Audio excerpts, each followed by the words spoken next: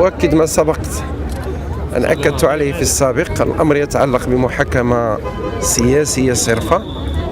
شخصيا أبديت رأيي في موضوع سياسي والانتخابات، وهو موضوع يحظى باهتمام الرأي العام، وهو في خضم النقاش السياسي العام في البلاد. من الطبيعي من الفاعل السياسي ومن الفاعل الإعلامي أن تكون له وجهة نظر فيما يحدث وأن ينقل الوقائع كما حدثت. محاكمة سياسية، لأن هذا الكلام الذي قلته ولا زلت أؤكده ليس جديدا. كل الفاعلين السياسيين المشتغلين حقيقة بالحقل السياسي يؤكدون هذا الكلام، مختلف الأطياف السياسية. وأعتقد أن اختيار عبد الله البقالي لمحاكمته في هذا الموضوع هو اتجاه نحو تكميم الأفواه وتخويف الصحفيين من الاقتراب من هذا الموضوع الذي له حساسية بالغة.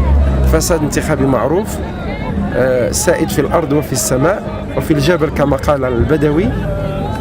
ليس غريبا أن نعيد مناقشته من جديد. ما حدث في الانتخابات الأخيرة التي جرت في 7 أكتوبر يؤكد أن الفساد لا زال يطبع الممارسة الانتخابية في البلاد.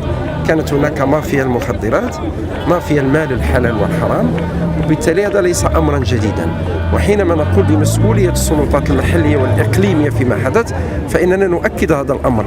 لا يمكن كل هذا الفساد وبهذا الحجم أن يسود وأن يسري في عروق المجتمع كما يسري الدم دون أن يكون رجل السلطة على علم بهذا الأمر. وبالتالي هناك مسؤولية مباشرة لمصالح وزارة الداخلية، لا أقول في رعاية هذا الفساد ولكن في التفرج على هذا الفساد وفي مباركة هذا الفساد من خلال حياد سلبي غير فاعل. أعتقد أن هذه المحاكمة لن تسكت أحدا ولن تخيف أحدا. سنواصل كصحفيين كفاعلين سياسيين كمهنيين أداء مهامنا بنفس النزاهة بنفس الموضوعية وبمنسوب عالي من المهنية والكفاءة. وأعتقد أن هذه المحاكمة تضر البلاد أكثر مما تنفعها، لأنه الإصلاحات التي يراكمها المغرب هي إصلاحات أساسية وجوهرية، وحينما يتم افتعال مثل هذه المحاكمات فإنه يتم الإضرار بهذه الإصلاحات التي يراكمها المغرب. أما النواطيد في العدالة لكي تتسم بالنزاهة المطلوبة للحسم في مثل هذه الإشكاليات الأساسية ولإنصاف الفاعلين المهنيين والسياسيين. شكرا.